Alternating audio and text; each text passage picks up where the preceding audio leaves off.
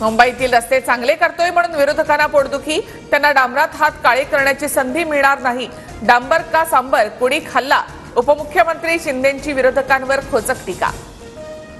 मला जीवे मारण्याच्या धमक्या राजकीय नेत्यांकडून सुद्धा उघडपणे धमक्या दिल्या जात आहेत.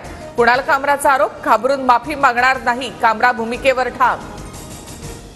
विधानसभा अध्यक्षांच्या कर्मचाऱ्याच्या ऑफिसमध्ये सत्ताधारी आमदार गेले. लक्षवेधी लावण्यासाठी किती पैसे पाहिजेत अशी आमदारांकडून विचारणा. ठाकरेंचे आमदार भास्कर जाधवांचा गंभीर आरोप.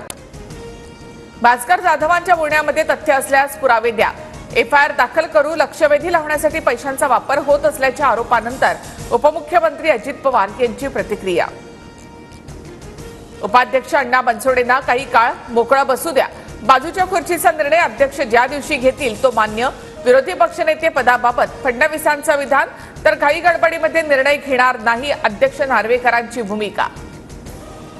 विरोधी पक्षनेत्याची निवड व्हायला हवी. मोठ्या मनानं विरोधी पक्षनेत्याची निवड करा. जयंत पाटलांसह विजय वडेट्टीवार यांची मागणी.